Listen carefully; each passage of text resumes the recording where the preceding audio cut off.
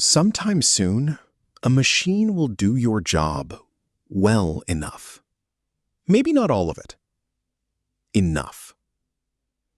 And everyone asks the same question out loud. What will I do?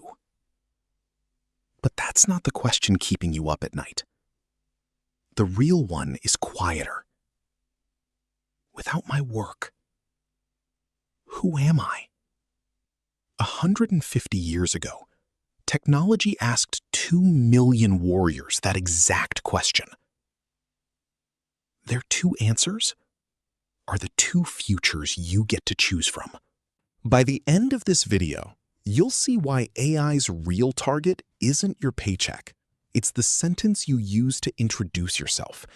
And you'll meet the swordsman who kept his identity alive after the sword itself was outlawed, by discovering it was never in the sword at all. Think about the last time you met a stranger. The second question, sometimes the first, was, "So what do you do?" And you answered with a title. I'm a designer, a driver, a lawyer, a nurse. Researchers at Pew asked working Americans what their job means to them. About half said it isn't just what they do for a living. It's where their sense of identity comes from. Half of us don't have jobs. We are our jobs. Now watch what happens when the headlines arrive. Every few months, a new model, a new demo, something doing in seconds what took you years to learn. And you feel it. Not in your wallet. Lower. Because if the thing that made you, you, can be generated, what's left? We tell ourselves it's about the money. Money can be replaced. That's not the fear. The fear is that you can be. Here's the trap nobody names. Somewhere along the way, you didn't just take a job. You fused with it. Psychologists have a word for it, enmeshment, when the boundary between what you do and who you are quietly dissolves. It felt safe, efficient even, one answer for every question about yourself. But fusion has a price. Anything that threatens the job now threatens the self. A restructure isn't a setback. It's an identity crisis. A machine that writes, drives, diagnoses isn't a tool. It's an erasure.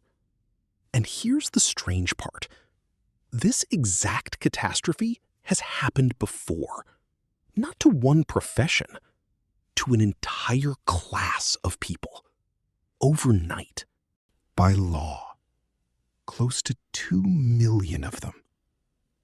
Most of history remembers how they fell. Almost nobody remembers what they did next. Japan, the 1870s.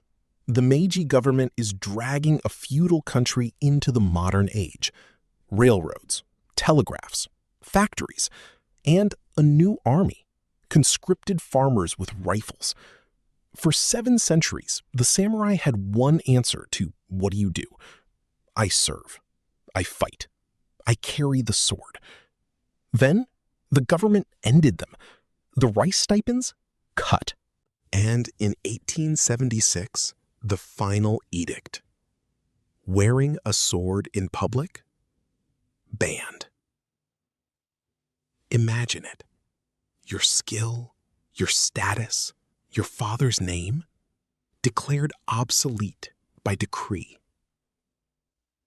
Close to 2 million people, families included, woke up inside the question you're afraid of. Without this, who am I? 2 answers emerged. The first, fight to get the old identity back. In 1877, the revered General Saigō Takamori led thousands of former samurai against the new conscript army. Swords against rifles. it ended the only way it could. The second answer belonged to a swordsman named Yamaoka Tesshū. When the sword was banned, Tesshū did something strange. He kept teaching. He founded a school and gave it an impossible name. Mutoru, the School of No Sword. His claim sounds like a riddle, until it isn't. The sword was never the point. The discipline, the presence, the mind that cuts through hesitation. That was the samurai. The steel was just where it showed up. Saigō died defending the role. Tesshū lived teaching what was underneath it. Same laws, two identities. Only one survived it. 18 centuries earlier, a slave in Rome had already solved this. Epictetus owned nothing. For years, not even himself. Then he was freed, and he spent the rest of his life teaching one distinction. Some things are yours, your judgments, your character, your response. And some things were never yours, only on loan. Your body, your reputation, your title. He put it in a picture. You are an actor in a play. You don't choose the role. You don't choose when the role ends. You only choose how it's played. Now, read that against your job. The role, designer, driver, lawyer, nurse, was assigned by an economy. And an economy can recast it.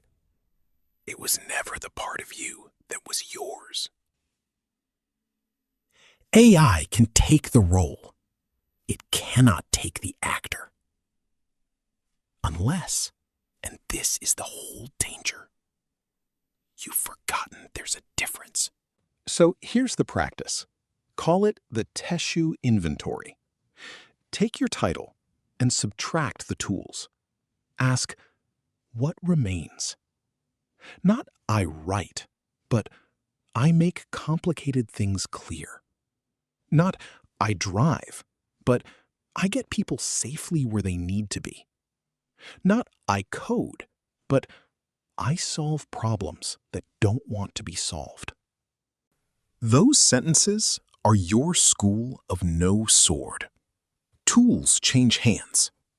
Those don't. This week, rewrite your introduction once, without your job title in it. It will feel naked. Do it anyway. Because whatever survives that sentence is the part no machine can generate. One day, maybe soon, a machine will do your job well enough. And when a stranger asks that question, what do? You'll feel the old panic reach for you. Let it find you already moved.